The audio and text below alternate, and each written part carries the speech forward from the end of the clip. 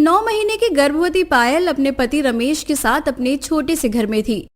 Ramesh, doctor ने कहा है कि किसी भी समय मेरी डिलीवरी हो सकती है, इसीलिए अब हमें चौकन्ने रहना होगा। हाँ पायल, इसीलिए तो मैं अपने काम से जल्दी घर आ रहा हूँ ताकि मैं ज्यादा से ज्यादा समय तुम्हारे साथ बिता सकूं।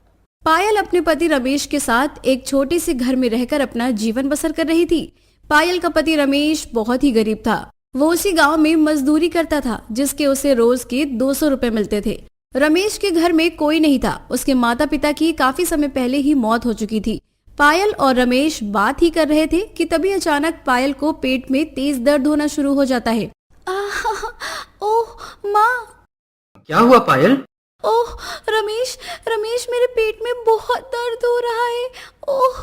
अरे बाप रे, चलो पायल मैं तुम्हें हॉस्पिटल लेकर चलता हूँ। रमेश पायल को बाहर ले आता है और ऑटो में बिठाकर पायल को हॉस्पिटल ले जाने लगता है। तभी अचानक से सड़क पर पीछे से एक ट्रक तेजी से आता है और वो उस ऑटो को उड़ा देता है जिसमें पायल और रमेश बैठे थे। इस घटना में ऑटो वाले की मौके पर ही मौत हो जाती है और पायल बुरी तरह से जख्मी हो जाती है और रमेश सीधे ऑटो से बाहर जा गिरता है, जिसके चलते उसे ज्यादा चोट नहीं लगी थी। मेरा पैर! अरे पायल, पायल कहाँ है? पायल, पायल! रमेश तेजी से उठता है तो वो देखता है कि पायल सड़क पर बेहोश पड़ी थी और उसके शरीर से काफी खून भी बह रहा था। तभी कुछ लोग वहाँ आते हैं और वो पायल और रमेश को हॉस्पिटल लेकर जाते हैं। थोड़े समय बाद, देखिए रमेश, आपकी पत्नी और बच्चे की हालत बहुत नाजुक है। दोनों की जान खतरे में है।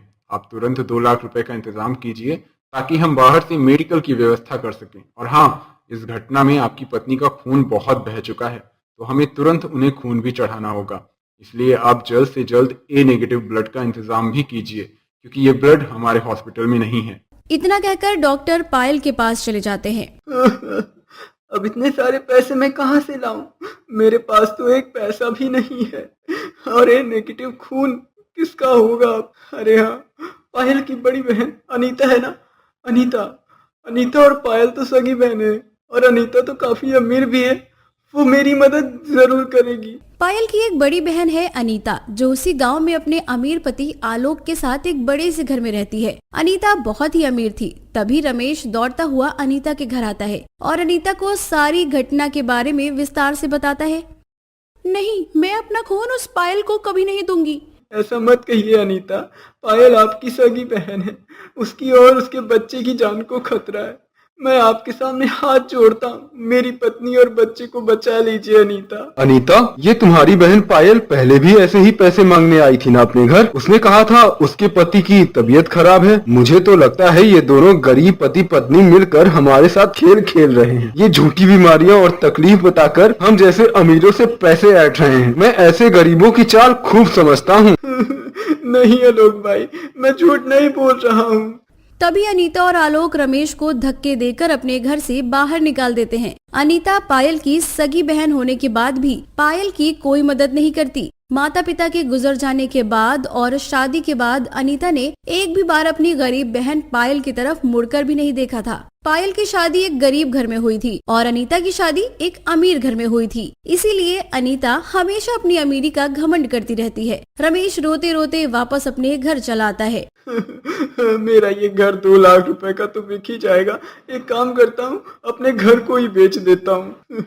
रमेश उसी गांव के एक सेठ बलराम को अपना घर 2 लाख रुपए में बेचकर एक ब्लड बैंक में जाता है और अपना खून देकर वहां से ए नेगेटिव खून ले आता है। जिसके बाद जैसे तैसे पायल की जान तो बच जाती है, पर पायल और रमेश अपने बच्चे को हमेशा के लिए खो देते हैं। 3 दिन बाद रमेश उसी गांव में एक किराए का छोटा सा मकान लेता है और अपनी पत्नी को उस घर में ले आता है। रमेश, आपने मुझे क्यों बचाया? आपने अपने बच्चे को बचाना था। मुझे मरने देते आप। मेरा बच्चा। पायल, बच्चे तो फिर भी हो जाएंगे, पर तुम्हें कुछ हो जाता तो मैं तुम्हें कहाँ से लाता। मुझे तो अफसोस इस बात का हो रहा है कि हमारे अपने होकर भी हमारे अपने नहीं है। तुम्हारी बहन अनीता ने मुझे धक्के मार कर अपने घर से निकाल दिया था। उन्हें लगा मैं तुम्हारी बीमारी का झूठा बहाना बनाकर उनसे पैसे ऐंठ रहा हूँ। पायल, पता नहीं मेरी अपनी ही बहन अनीता को मुझसे क्या दुश्मनी है। वो क्यों मुझसे इतनी नफरत करती है? वो हमेशा बस अपने ही बारे में सोचती है।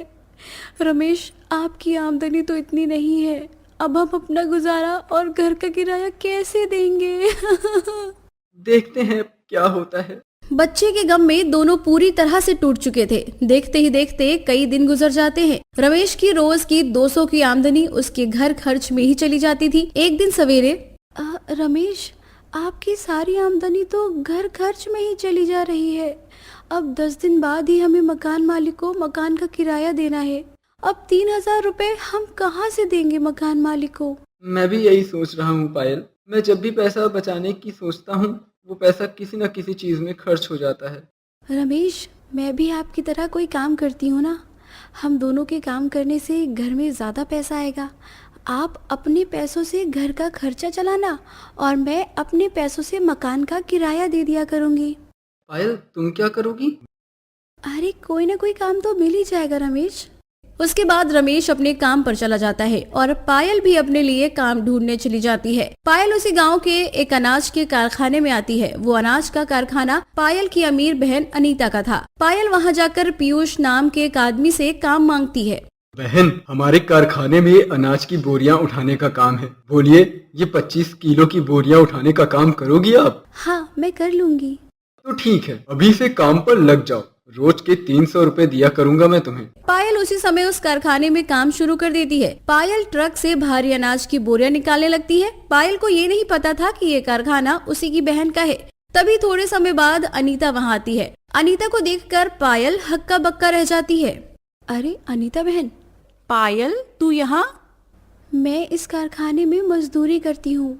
मालकिन, मैंने आज ही इसे काम पर रखा है। अरे पायल, ऐसी क्या मजबूरी आ गई तुम पर कि तुम्हें यहाँ मजदूरों की तरह काम करना पड़ रहा है? तुम्हारा गरीब पति तुम्हारा ख्याल नहीं रख रहा क्या? अनीता बहन, मेरे पति मेरा बहुत ख्याल रखते हैं।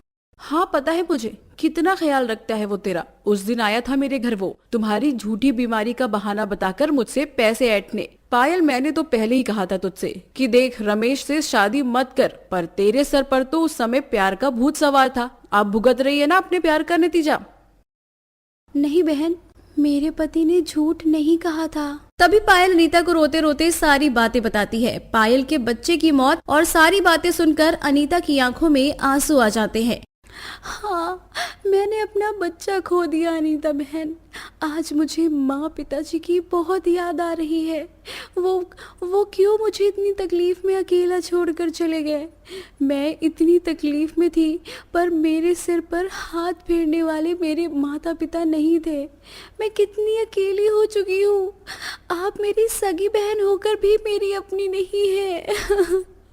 मेरे पति आपके सामने गिड़गिड़ाते रहे, पर आपने हमारी मदद नहीं की।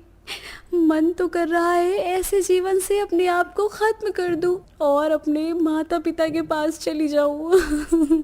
ये कहकर पायल रोते रोते उस कारखाने से चली जाती है। क्या मेरी बहन ने अपना बच्चा खो दिया और वो इतनी परेशानी में अपना जीवन बिता रही है?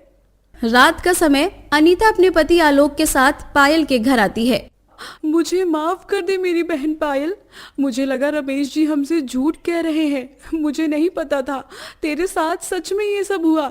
मैंने तेरे साथ बहुत गलत किया पायल।